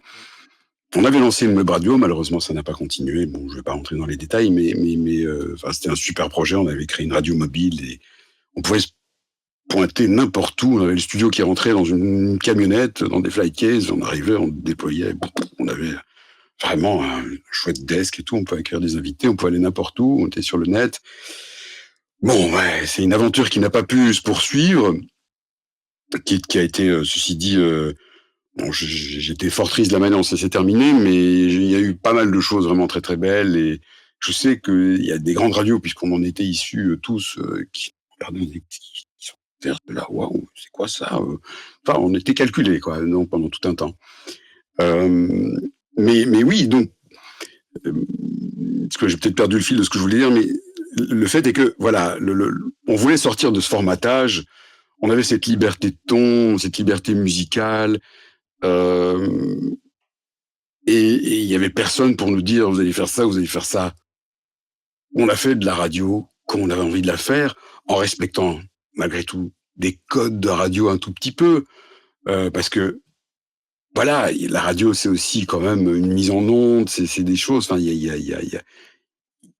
a pas à tout acheter dans la radio, loin de là, mais à un moment donné, là, ça se mord la queue, vraiment, et quand on demande aux auditeurs de décider de la programmation de la radio, là, je me dis, ça c'est quand même la fin des haricots, quoi, parce que c'est les programmateurs qui doivent jouer ce rôle-là, qui doivent avoir une culture musicale, qui doivent faire, tiens, bon sang, ce titre-là, mais c'était super bon, ça, on l'a pu écouter, comment ça se fait qu'on l'avait... On se dit qu'il est sous le tapis, celui-là, il faut le sortir. Mais cyniquement, c'est un coup de génie de demander à tes clients de faire ton boulot et d'être payé quand même. Oui, ben oui, je pense que c'est pas totalement faux. C'est un peu la tendance du moment. On devient caissier, on devient banquier, on devient... tu deviens programmateur radio maintenant aussi aujourd'hui. Oui, c'est ça. Et mais du coup, en termes de créativité, à moins d'avoir un peu de chance que dans le panel, tout à coup, il faudrait piper le truc, squeezer le truc, avoir l'info et envoyer dans le panel 10 DJ qui vont te sortir des trucs improbables. Et là, on pourrait retourner la table comme ça, mais malheureusement, c'est le protocole qui est utilisé, je crois, pour récolter des auditeurs est très c'est très cadenassé, donc très difficile de s'infiltrer dans. Mais voilà, donc il y avait je ne sais plus comment ça s'appelait, enfin bref, des audiences qui étaient faites comme ça, avec un panel d'auditeurs. On leur demandait, on leur faisait écouter des disques et ils devaient mettre une espèce de cotation. J'aime pas, c'est bien, c'est pas bien. 5 sur 10, 8 sur 10, je sais pas, enfin, bref, je me dis, waouh, on est là, quoi. On est là. Où est la proposition c'est comme si quelqu'un qui voulait créer un spectacle allait trouver les gens dans la rue. Vous aimeriez quoi comme spectacle? Qu'est-ce qui vous ferait plaisir? C'est pas ça le processus créatif, quoi. Pas d'avoir les idées. Mais oui, voilà, propose des trucs, quoi. Surprend, innove. Enfin voilà, je vais m'arrêter sur cette parenthèse radio, mais voilà, oui, si j'aimerais une radio ouverte sur le monde, parce que je pense qu'il y a tellement de choses à apprendre. On serait très étonné d'entendre. Là, on a tout par le prisme de nos médias, mais je suis allé au Canada il y a pas longtemps, je regarde maintenant beaucoup les chaînes canadiennes, les séries canadiennes et tout, et c'est une autre culture et c'est super intéressant. On découvre plein de choses, c'est hyper enrichissant. Et je trouve que ça, c'est comme le voyage, quoi. Quelque part, quand on voyage, on apprend plein de trucs, et je trouve que la radio devrait rester un média qui nous fait voyager beaucoup plus.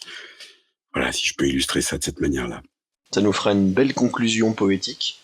Et pour finir, David, parce que c'est aussi important de te mettre en lumière pour les auditeurs qui te découvrent, comment peut-on te soutenir? Où trouve-t-on ton travail? Et de quel projet à venir souhaiterais-tu éventuellement nous parler? Alors, écoute, il y a plein de choses dont je pourrais parler, mais je vais essayer de pas être trop long, parce que j'ai l'impression d'avoir été extrêmement bavard. Mais ça ne surprendra personne, enfin ceux qui me connaissent. Non, mais en tout cas, je voudrais dire que pour trouver mon travail, j'ai mon site web. Je suppose que tu le mettras en lien dans la description. Donc c'est voixavodavid.com. Voilà, là il y a une partie de mes démos. Je vais mettre ça à jour prochainement parce que ça aussi, ça fait partie du boulot. De temps en temps, je dépose un petit truc sur LinkedIn ou sur les réseaux sociaux. Mais comme j'ai une autre casquette, je dédouble le temps à consacrer aux réseaux sociaux. Et bon, pour l'instant, je travaille essentiellement sur mes sites web, puisque j'en ai 2 pour mes 2 activités. Et ça me prend pas mal de temps, voilà. Comme on le disait tout à l'heure, le SEO, la manière dont c'est géré, les réseaux sociaux qui interagissent avec ça, c'est une vraie science, donc ça prend beaucoup de temps. Et donc oui, sur mon site, il y a la majorité de mon travail, il y a un petit peu sur Vimeo aussi qu'on peut trouver, mais mon site renvoie sur les vidéos de Vimeo de toute façon. Enfin, elles sont intégrées dans le site. J'ai mis un peu sur SoundCloud aussi mes extraits, mais de toute façon sur mon site on peut tout écouter, tout télécharger et se faire un petit aperçu. Je vais mettre à jour prochainement les démos. Je suis en train de travailler ça, mais je vais profiter de la calmie des fêtes pour un peu parachever ce boulot. Par ailleurs, on est en train de travailler sur un truc extrêmement important avec tout un collectif de voix et qui est vraiment extrêmement important. C'est, si tu veux, quelque chose qui existe déjà, mais qu'on va pousser beaucoup plus loin, c'est le watermark et aussi le fingerprint au niveau des voix.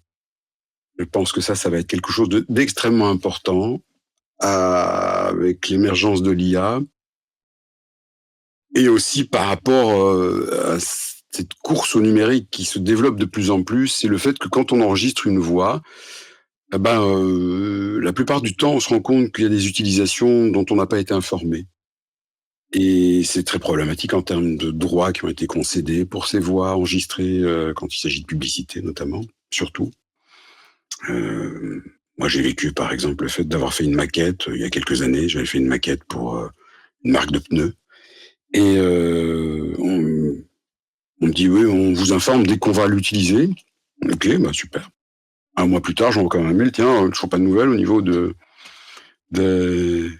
l'usage, télé, radio, web. Ah, on sait toujours pas, on sait pas. Bon, deux, trois rappels, puis bon, voilà, on n'a toujours pas de nouvelles. Et un jour, un ami me dit, ah tiens, j'ai entendu ton spot pour telle marque de pneus. Super, dit-on, vraiment chouette boulot, hein. Si, hein, pardon, marque de pneus. Tu me parles de telle marque, t'as entendu ça où? Mais du coup, j'ai entendu sur TF1, j'ai entendu sur le web. Personne ne m'avait dit quoi que ce soit. Mon sang ne fait qu'un tour. Bon, il y a un outil qui est en train de se mettre en place qui va permettre justement de pouvoir tracer. Il existe déjà des outils, mais un outil vraiment ultime qui va regrouper vraiment différentes technologies qui va permettre au final de tracer intégralement, et ce sera en collaboration avec les studios aussi, intégralement, ça va permettre de tracer intégralement si la voix est la voix d'origine, s'il y a eu éventuellement des adaptations qui ont été faites, si elle est passée par une IA, ou si c'est une hybridation, enfin voilà, ça va aller très très loin. J'espère que ça va aller très vite, parce que la fenêtre est très très courte, il faut vraiment qu'on avance très vite sur ce projet. On est pas mal de voix à s'intéresser à ce truc-là et peut-être à faire...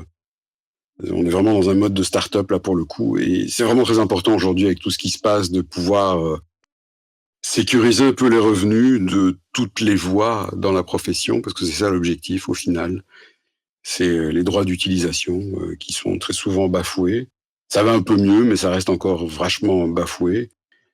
Et aussi le fait de donner ou pas l'autorisation d'utiliser notre voix dans une base de données IA. Parce que on a eu le cas récemment d'une voix qui nous dit tiens, voilà, bon, on l'avait appelé gentiment en lui disant voilà, écoute, il y avait une erreur dans le texte, on a corrigé avec de l'IA, on te propose le buy-out pour la diffusion de cette nouvelle version, pour 150 balles, 200 balles. Voilà. Ah, bon, super, on a prévenu la voix.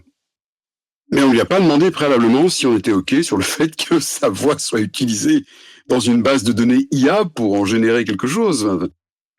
lui faire dire quelque chose qu'elle n'a jamais dit. Et utiliser donc sa tessiture de voix dans une base de données IA.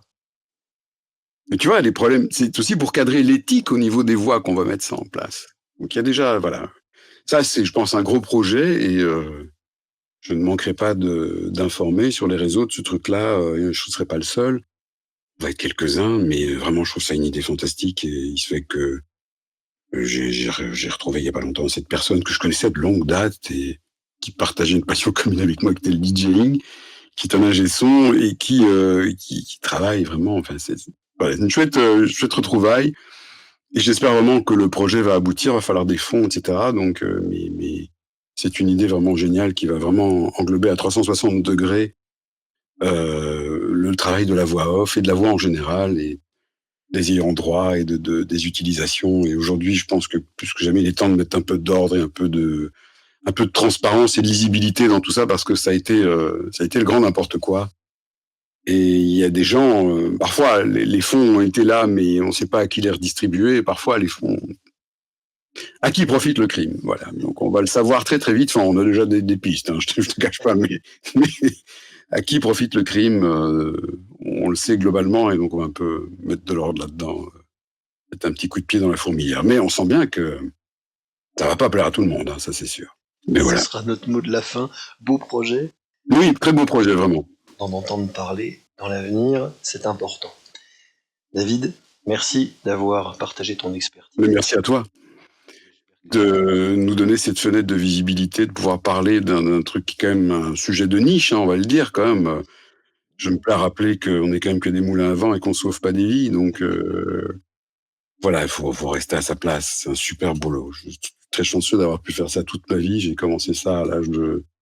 Oui, je te disais 15 ans pour la radio amateur et comme pro depuis 19-20 ans et voix off depuis l'âge de 21 ans. Donc voilà, ça fait bientôt 35 ans que je fais ce métier et je m'en amuse toujours autant. J'essaie toujours de me remettre en question.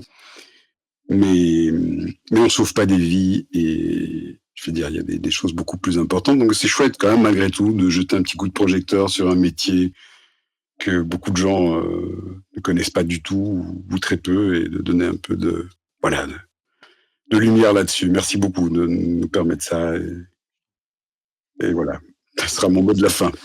Et mon dernier mot, Jean-Pierre. Notre invité du jour pour l'émission Ça on voit, le comédien DJ, animateur radio et voix off, David Jopard, qu'on remercie de sa présence. Merci d'avoir été à notre écoute et on se retrouve très vite pour une autre voix, pour une autre émission. Bonne soirée ou bonne journée à tout le monde. Salut David. Merci beaucoup. Ça m'aide à m'en souvenir. J'ai besoin de m'en souvenir.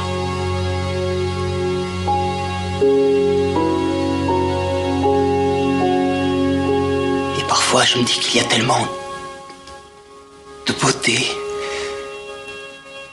dans le monde que c'en est insoutenable.